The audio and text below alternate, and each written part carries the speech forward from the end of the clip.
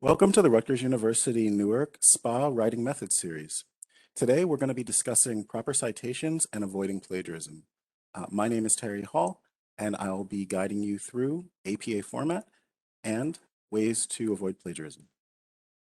The first question that we have to ask is whether to cite or not to cite. Ultimately, citations are used to strengthen our work. These citations indicate the external sources that you'll be using.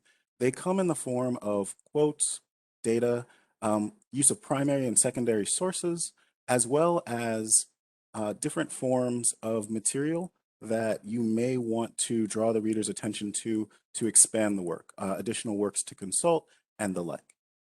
You should analyze everything that you cite, and the goal is always to develop a strong contextual relationship between your work and the work of others that you are bringing in to strengthen your own. You may use citations in papers, you might use them in presentations, you may use them in ways to bring evidence to group work that you could be doing. Just a brief note on plagiarism here. Now, obviously, we want to avoid plagiarism. It's the use of someone else's words or ideas without giving them due credit. Typically, the credit will come in the form of their text or notes, but most people who plagiarize do so inadvertently. And so the goal of this session is really to help you to identify where you need to cite and also what counts as plagiarism and what doesn't. Research papers, as I mentioned a moment ago, are designed to build on the work of others. So it's actually a good idea to get accustomed to citing. We don't want to avoid citing sources. For example, removing material that we can't find evidence, greater evidence for, just because we feel that this is all that's available to us. Oftentimes we can dig a little deeper, and there's a few strategies for that. Now, credit must be given not only for quotations, but also for paraphrasing different types of data, such as financial data or polling data or census data, and also for discussions. You don't have to cite common information. Now, common information is a general term. Broadly speaking, it's information that's so well known, so common in the field or topic that you're discussing that it doesn't bear repeating since it's well known. An example of this might be in the case of the United States of America. The United States is a single nation with 50 states. It might be very common that there are 50 states. It might be very common about what the structure of government is. But the moment that we start to get specific, the moment that we start talking about large groups of people throughout the country, or the moment that we talk about information concerning local government and policies that might be a bit transient, a bit flexible, that's when we want to start bringing in citations. Now, your professors are going to more than likely be using plagiarism software, anti-plagiarism software, known as Turnitin, potentially SafeAssign. And the purpose of these is to make sure that you have the appropriate amount of original content in your own work. We want to hear your voice in your papers, in your presentations. And so to ensure this, we ask that that your paper be turned in through one of these filtration systems because it's going to show how much original content is there. Now, most professors want to see no more than 20 to 25% in your paper, if indeed you have quoted to such a degree that more than a third of your paper is from external sources. At that point, you're either going to want to remove some of the quotes and pick the strongest ones, or you're going to want to add more material to the paper because we're playing games with proportion here.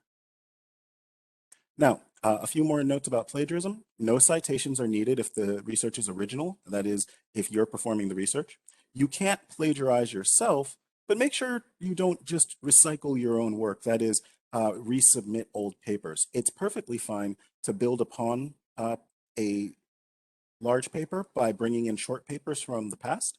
It's also fine to use the same sources, even some of the same quotes, but you're going to be applying them differently. So for example, if you're writing a paper about public policy and you want to talk about public policy at the local level, then that's one such great topic. If you want to talk about the way that public policy should be managed across administrations, that's a different course. If you want to talk about the ethics of it, that's a different course. And so the language itself is going to change based upon the context of the class, the details that you provide, the purpose for it, maybe the place it happens along in the process. So keep in mind that you should build upon old work, and we want you to create a body of scholarship that will allow you to use it moving forward. But at the same time, it's always important how you apply it. Now, when you're quoting from a source, make sure to use the exact language and grammar of the quote. Make sure that you are not paraphrasing their information. If you are paraphrasing their information, you'll use a paraphrase instead. We'll talk about that briefly. If you need to alter the text, for example, you may say, he had an interview on 60 Minutes. He may refer to the President of the United States. If that's the case, you would change the language, the pronoun, to the proper term. In this case, the President of the United States had an interview on 60 Minutes. You can use brackets to alter the text, but just make sure that when you do so, you don't alter the meaning of the text, because that would be unethical. If you note in an interview, if you note in a newspaper clipping that something is missaid, misquoted, misspelled, and you want to keep it in the paper to draw attention to it, to critique it, then add SIC in parentheses afterwards to cite that it is indeed a misspelling. Now, for public administration, we focus on APA format. It's the American Psychological Association's primary format, and it's used in social science papers. We use it because it is a way to apply the scientific method to the various aspects of public administration. Typically, it includes a title page, an abstract, and reference pages for papers of sizable length. Now, throughout our courses, if your instructor asks you to write a paper in APA format and they say that it's only going to be 2 pages, then by all means, you may ask them whether or not they wish to have a title page, whether or not an abstract is necessary. Normally for the shorter papers, that's not the case, but for the long papers that are usually marking the midterm or the end of the semester, then it's very common that you'll create a formal APA style paper. There are a few rules with it, and ultimately it's not the most important thing to memorize this because you'll be using it often. You'll want to learn to recognize and apply it, and over time you'll get used to seeing it. But we will ask you for a running header across the top with an abbreviated title in the center, only on the first page. A centered abbreviated title as a header on all the remaining pages. The top header will have a page number, and you'll only capitalize the first word of the title.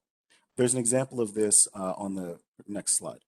But you'll also generally have 1-inch margins, double space. You'll be using Times New Roman, Arial, or Calibri most of the time, but the general rule is that the font should be readable if you do have another style that you like. APA allows for visual aids. It allows for charts, graphs, tables. So by all means, as long as you cite the information and you label it appropriately to indicate how the reader should use it, please use visual aids, use charts and graphs, use numbers if you have them, show us the formulas if you'd like to. But know that the paragraph format that is typical in a lot of research papers can be broken in APA. There are times when you might even use bullets. It's just about what type of project you're doing, and you should always consult with your professor first if you're not sure. APA provides in-text citation details and also provides references. So you want to make sure that when you're using the format, you provide us with the source of whatever you're looking for.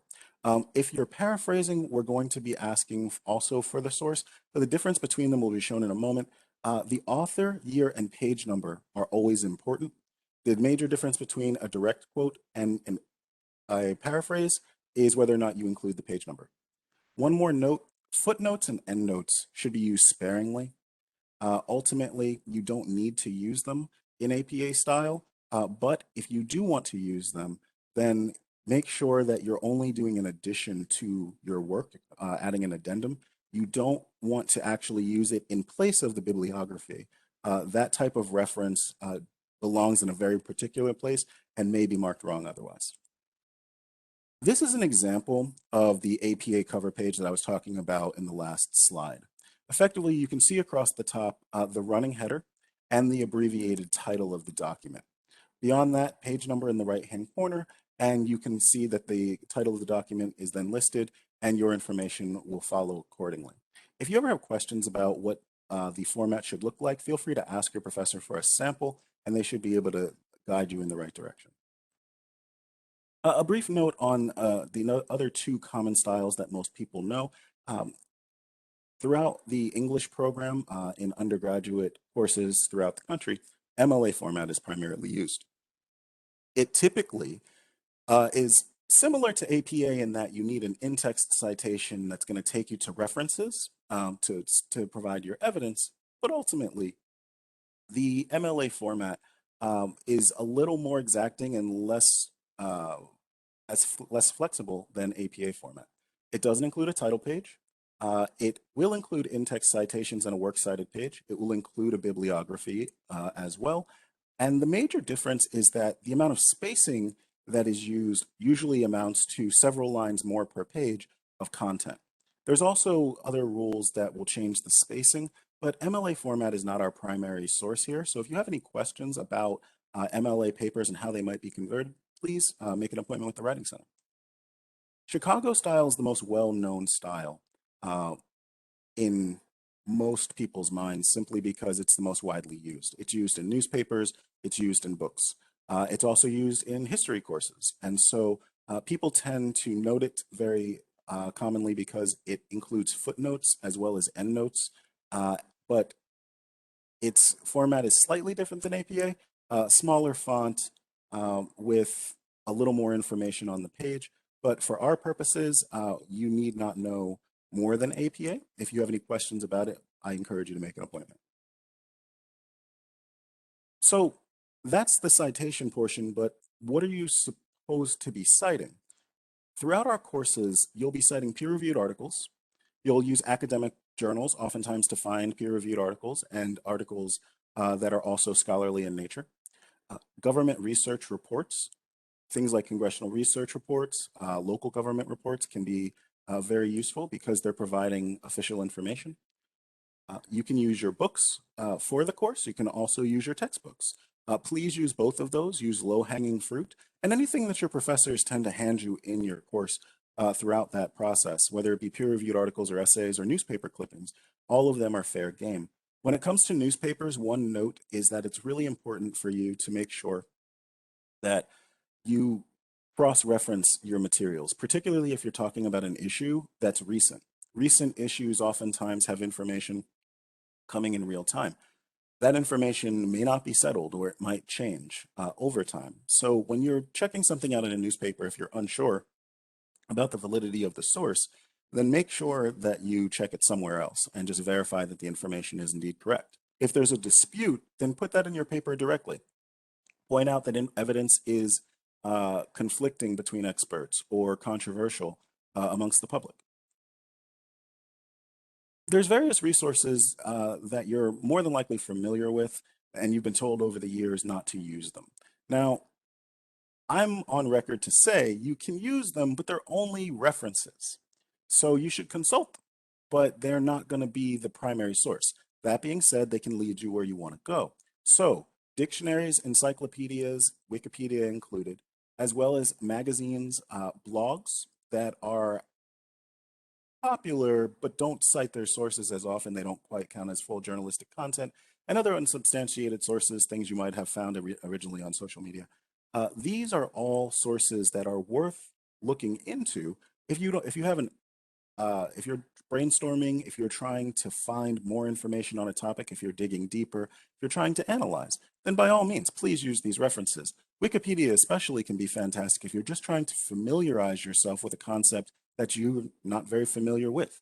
It will include a summary of the information that you need. It will include a table of contents, and it's also going to include references at the end, and you can always follow those to get you to where you need to go.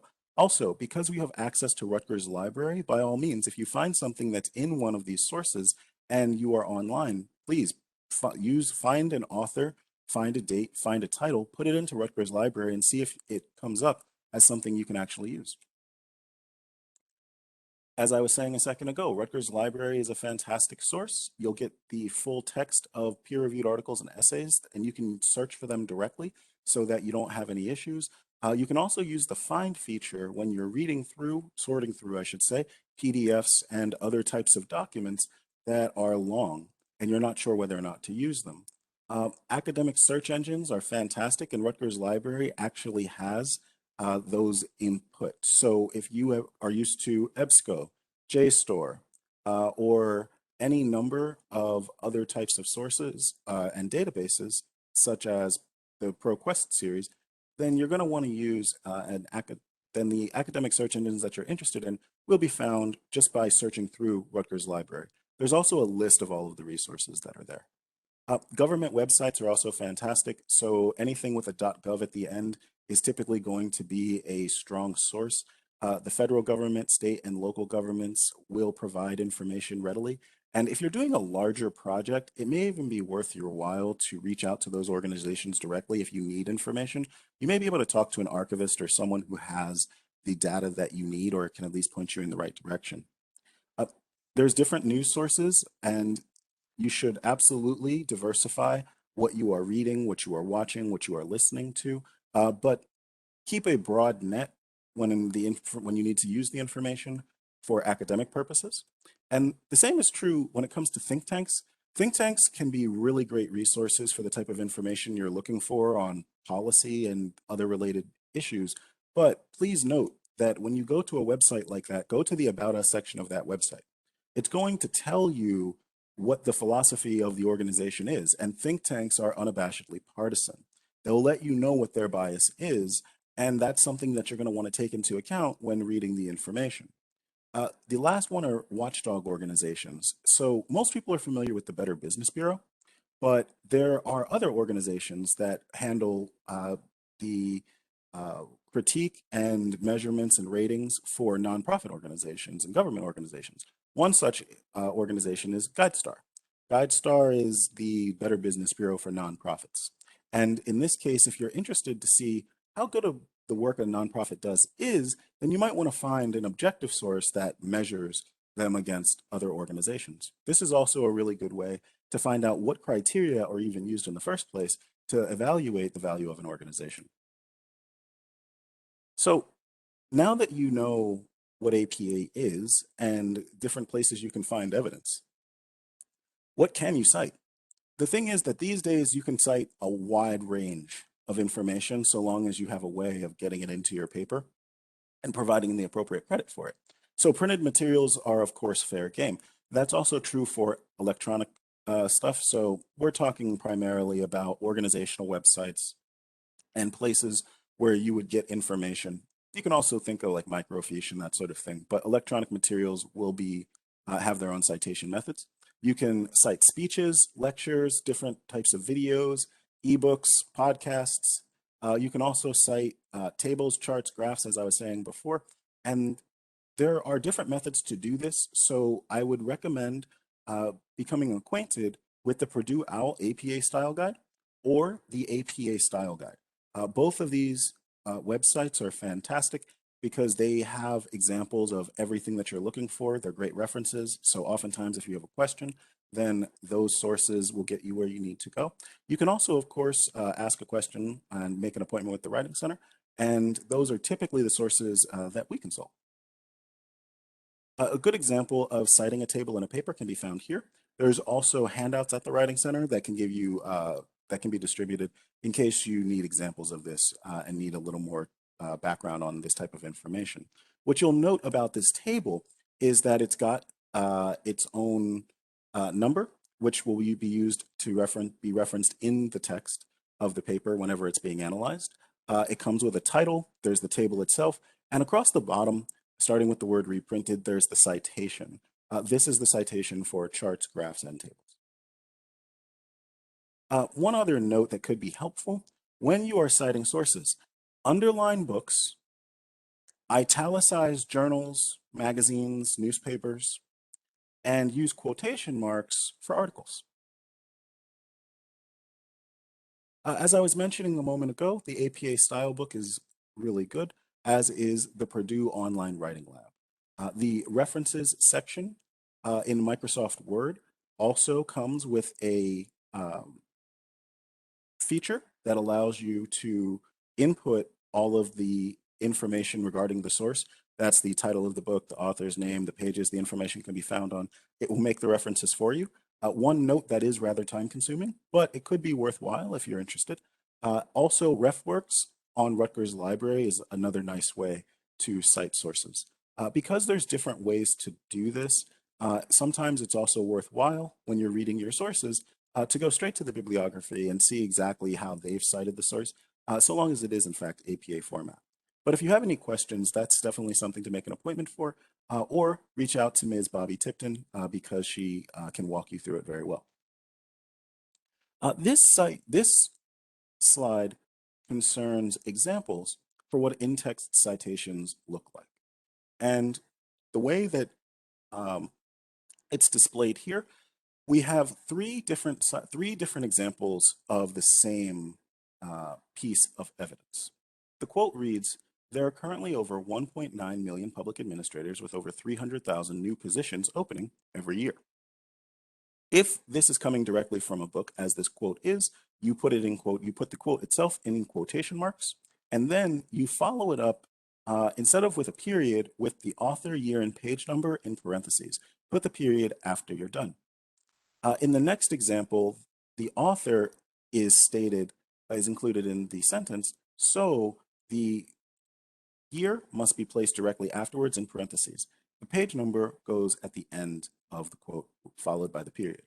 And finally, in the final example, we see the author as well as the title and the year in the quote itself. And if that's the case, the only thing left after putting the quote in quotation marks is putting the page number in parentheses. Now, all of these are for direct quoting examples. If you're paraphrasing, that is to say, rewording the evidence in your own words without directly citing a source, then what you're going to do, or directly citing the quote itself, what you're going to do is paraphrase with your own language. The quote now reads, "Today, nearly 2 million public servants are working with more than 300,000 jobs available annually." This is just the author and the year. There is no page number necessary because this is the sentiment, but it is not the exact quote. And you might do this when the information that's provided is being synthesized into your work, and it fits better if you just provide the information yourself in your own words, as opposed to taking the time to put the author's words in, which may mess with the flow of your work. One more example of an in-text citation is a block quote. The top of this slide includes the beginnings of a paragraph. The indented portion represents a block quote. Any quote that goes onto a fourth line needs to be block quoted. You keep the quote double spaced in APA style, but you indent the whole thing. You take away quotation marks entirely, and you put author, year, and page number at the end in parentheses, after which you will resume writing the paragraph. There's different types of examples for works cited pages, and I absolutely recommend using a guide if you are curious as to what the difference between a single author is versus multiple author citations. But typically in APA format, it has a basic style where the author's last name is followed by a comma and their first initial, and then any preceding authors. Beyond that, you put the year in parentheses followed by a period, underline the book, or italicize the article that it's from. If there is actually an article, then put that in quotation marks, and then you'll use the location, and finally the publication information. These types of citations get faster over time, but I would recommend learning the method and using them often early in the process. So if you have a source that you like and you know you plan to use it, it's often best to cite it immediately rather than waiting for the very end. If a paper is due at midnight and it's 11:30, you've completed the paper, but now you have to work on the works cited page, that can be rather daunting. So The first rule is don't wait until the 11th hour, of course. But the second one is make sure that you have a firm handle on the materials that you're using once you have them, and that way all you have to do at the end is organize them. One other thing to note about these is that when you're doing the quotation examples, make sure that they are in alphabetical order based upon the first word in the citation example. And then every subsequent line will be indented 5 spaces after the first. My name's Terry Hall. I'm the director of SPAA's Graduate Writing Center. I hope you've enjoyed the session and the presentation. If you have any questions, I'd love to take them now. Thank you for your time.